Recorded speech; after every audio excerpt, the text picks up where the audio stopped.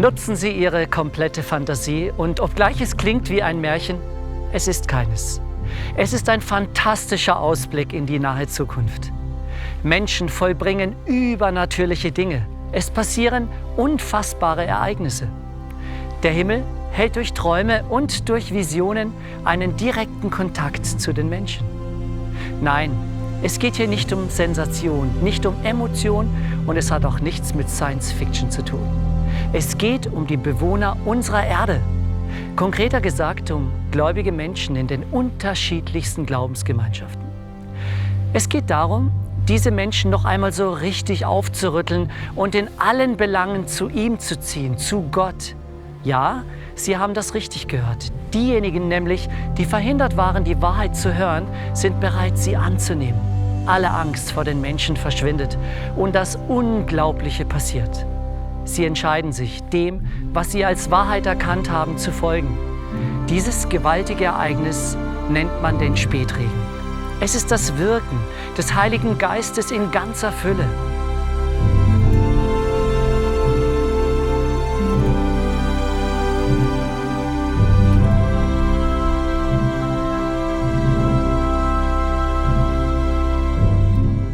Philadelphia, eine Stadt, die von zwei Brüdern gegründet wurde, die eine tiefe und starke Beziehung zueinander pflegten.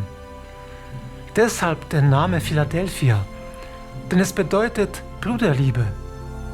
In der apostolischen Zeit war Philadelphia eine der christlichen Zentren, in der Neuzeit ein Verbund der Brüdergemeinden. Dazu zählten unter anderem Baptisten, Methodisten, die böhmischen Brüder und andere. Diese Gemeinden waren bekannt für ihre herzliche, liebevolle Verbindung untereinander. Jedoch fehlten diesen Gemeinden noch wichtige biblische Erkenntnisse, die Gott ihnen aber dann offenbarte. Ich habe vor dir eine Tür aufgetan, die niemand zuschließen kann. Gott öffnete die Tür für neue Pflichten und Erkenntnisse und der Unwissenheit der Vergangenheit wurde die Tür verschlossen. Dies begann ab dem Jahre 1844. Gott offenbarte seinen treuen Nachfolgern sein Gesetz in vollem Umfang.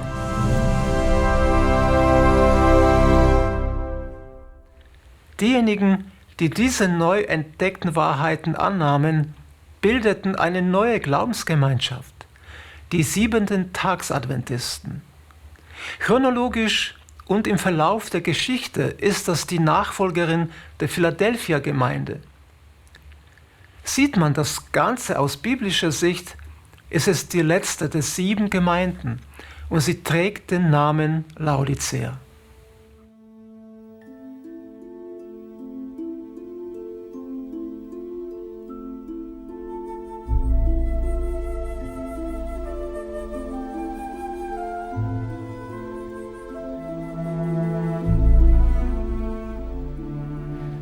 Voller Begeisterung über die neu entdeckten Wahrheiten wurde diese gepredigt, Woche für Woche, Jahr für Jahr, Jahrzehnt für Jahrzehnt. Das Volk wurde aufgeklärt zu den wichtigen Themen über das Gesetz der Sabbatheiligung, der Speisegesetze, der Gesundheitsbotschaft, dem Kleidungsstil, einem gesunden Lebensstil, richtiger Bildung und vielem mehr.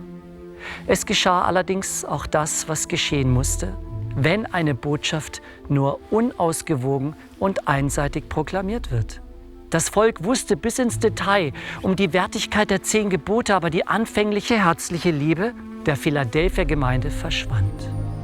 Die Herzen wurden kalt und hart, die Menschen aber wurden trocken wie die sprichwörtlichen Berge von Gilboa.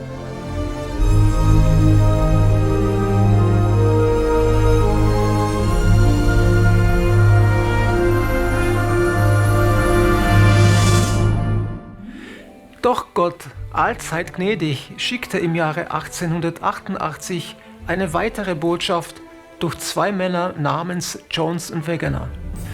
Durch diese Männer wollte Gott den Adventgläubigen die anfängliche Bruderliebe wieder ins Bewusstsein und in ihr Herz bringen. Gottes Absicht war es auch, dies zu bewirken, ohne jedoch die neuen Erkenntnisse über das Gesetz aufzugeben. Doch es kam der Verdacht gegen diese Männer auf, dass sie die Erkenntnisse über das Gesetz Gottes unwirksam machen wollten, weil sie in ihren Predigten kaum darüber sprachen. Sie betonten die Liebe und Gnade Jesu und stellten diese Themen verstärkt in den Vordergrund. Mangels Vertrauen verwarf man leider größtenteils diese so wichtige Botschaft dieser beiden Männer. Und so entstanden im Lauf der Zeit zwei Lager. Das eine Lager, das konsequent bei der Betonung des Gesetzes blieb, und das andere, das mit Berufung auf diese Botschaft das Gesetz leichtfertig behandelte, da dieses ja den geistlichen, mageren Zustand in der Gemeinde verursachte. Das war eine wirklich ungünstige Situation. Im Buch Offenbarung lesen wir, wie Gott den Zustand der Gemeinde Laodicea beschreibt. Sie wird als weder kalt noch warm beschrieben.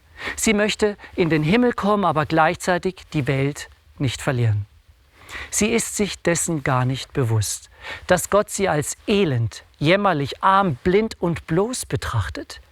Laodicea beachtet das gegebene Licht nicht. Sie beachtet die Warnungen und Ermahnungen, die direkt von Gott kommen, nicht. Laodicea nimmt keine Belehrung an.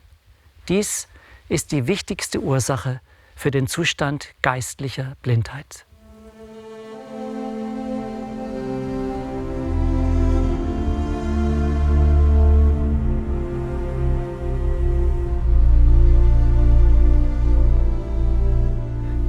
Es gibt dennoch Hoffnung für Laodicea.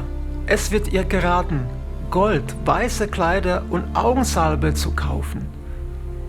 Es wird einige Menschen geben, die sich diesen so wichtigen Aufruf zu Herzen nehmen werden. Sie erkennen ihren geistlichen Zustand, sie erkennen ihre geistliche Nacktheit, die bedeutet, dass sie eigentlich nichts haben, weder das rechte Verständnis vom Gesetz noch über den Erlöser Jesus Christus. Diese Menschen erkennen ihren wahren Zustand der geistlichen Blindheit.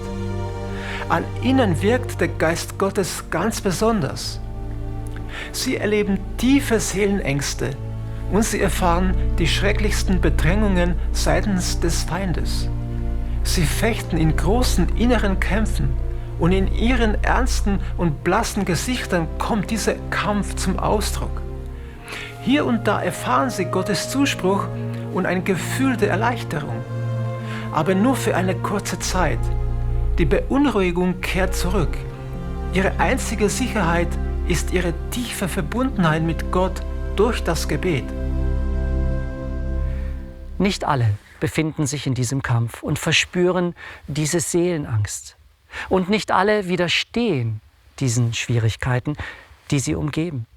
Diejenigen, die sich die Botschaft an Laodicea zu Herzen nehmen, werden das Ziel ganz hoch setzen. Sie werden das Gesetz in vollständigem Umfang erkennen und beherzigen.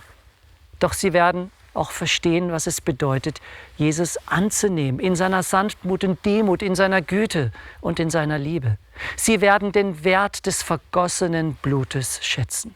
Sie werden Jesu Auferstehung zu ihrer eigenen Hoffnung machen. Und sie werden auch so leben wie er. Sie werden Jesus in sich persönlich leben lassen. Sie besitzen das Gold, nämlich den Glauben und die Liebe, die in Jesu Herzen wohnt. Folgendes Zitat möchte das ganz praktisch vermitteln. Sie tragen Christus ständig in sich. Ihr Geist stimmt mit dem Seinen überein.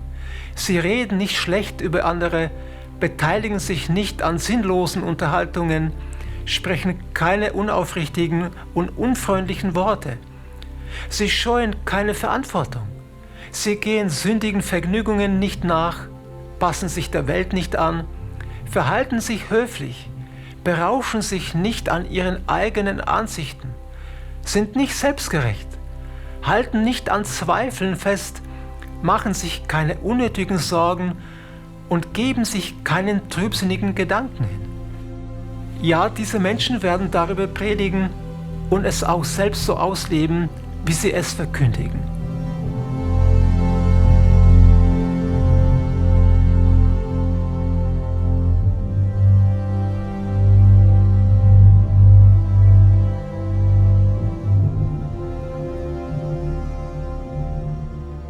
Können wir uns das vorstellen? Es klingt wie ein Märchen. Menschen vollbringen übernatürliche Dinge. Es passieren unfassbare Ereignisse. Der Himmel hält durch Träume und Visionen einen direkten Kontakt zu den Menschen. Es geht tatsächlich um die Bewohner unserer Erde. Konkreter gesagt, um die gläubigen Menschen in den unterschiedlichsten Glaubensgemeinschaften. Es geht darum, diese Menschen noch einmal so richtig aufzurütteln und in allen Belangen zu ihm zu ziehen, zu Gott. Ja, Sie haben das richtig gehört. Diejenigen nämlich, die durch diverse Umstände daran gehindert waren, die Wahrheit zu hören, sind bereit, sie anzunehmen. Alle Angst vor den Menschen verschwindet und das Unglaubliche passiert. Sie entscheiden sich, dem, was sie als Wahrheit erkannt haben, zu folgen. Es ist kein Märchen. Wollen Sie dazugehören? Wollen Sie wissen, was all das bedeutet, wie man diese gewaltige Manifestation nennt? Dieses gewaltige Ereignis nennt man den Spätregen. Gottes Geist kann und wird in ganzer Fülle ausgegossen, denn die Bedingung dafür ist gegeben, nämlich der Sieg aller Beteiligten, den Sieg über jegliche Sünde, über Stolz, Selbstsucht, Liebe zur Welt und über jedes unrechte Wort und jede unrechte Tat. Wir sollten deshalb immer näher zum Herrn kommen und ernstlich suchen, diese nötige Vorbereitung zu erlangen.